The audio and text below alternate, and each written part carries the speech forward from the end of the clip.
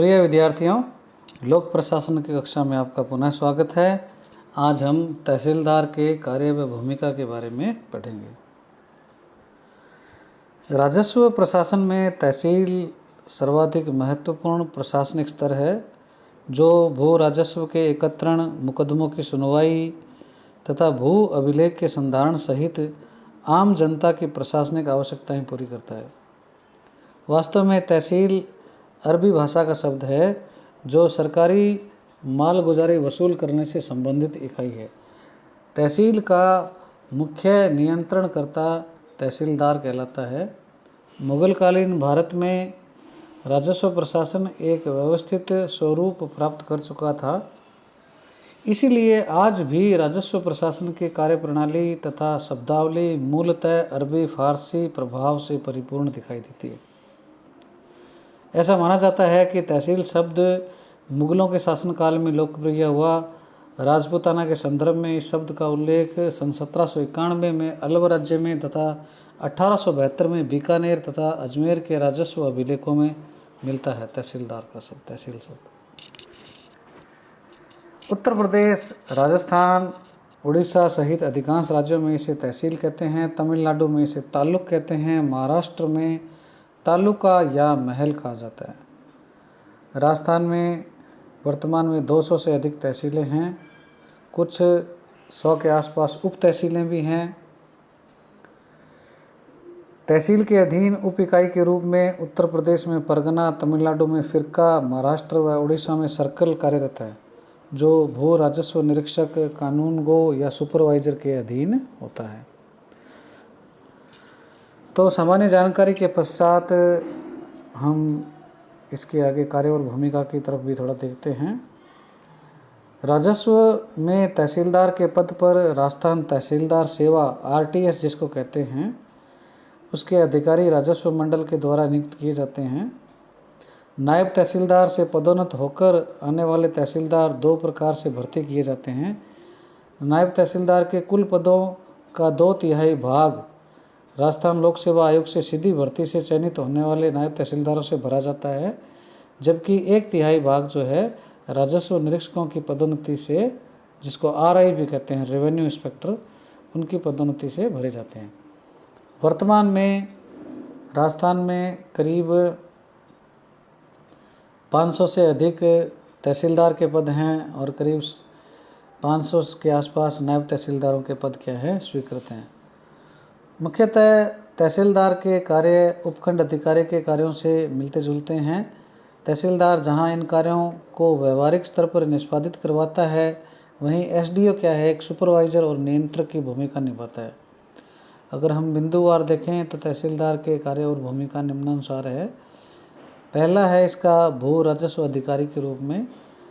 इसके अंतर्गत तहसीलदार प्रत्येक गांव की भूमि का खसरा, नक्शा, नामांतरण, सर्वेक्षण तथा अन्य आवश्यक जो अभिलेख हैं, रिकॉर्ड जो हैं, वो तैयार कराता है।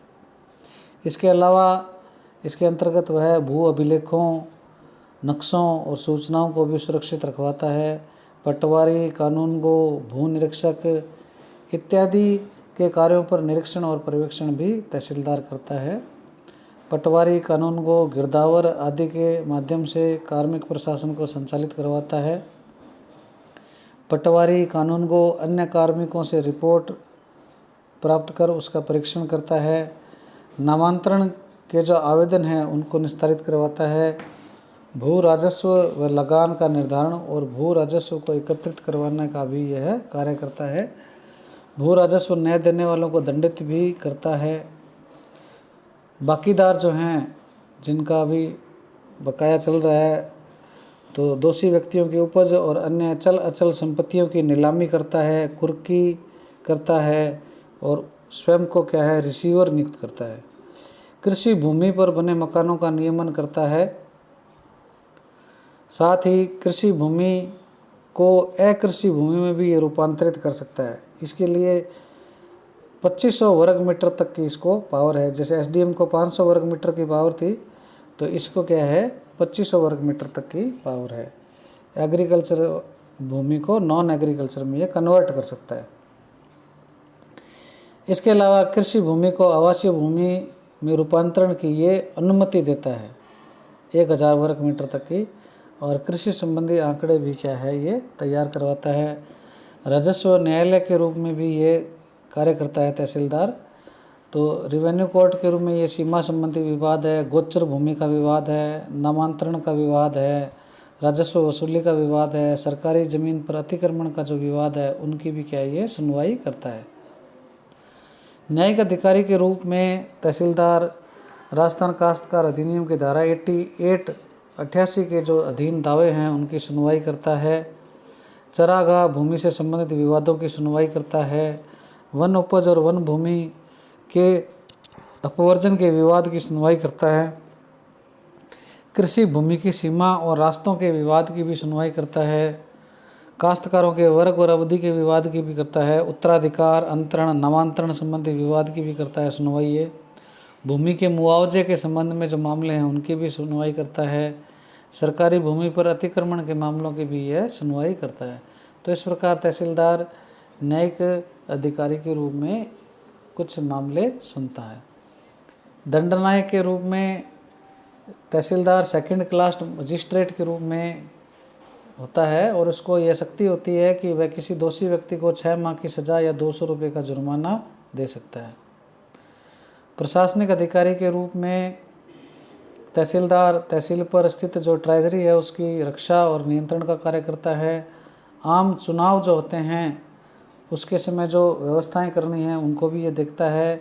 सहायक पंजीयक अधिकारी के रूप में जो वोटर लिस्ट है उनको क्या है ये तैयार करवाता है, और वर्ष में 4 माह का ये फील्ड दौरा करता है और जनता से संपर्क बनाता है।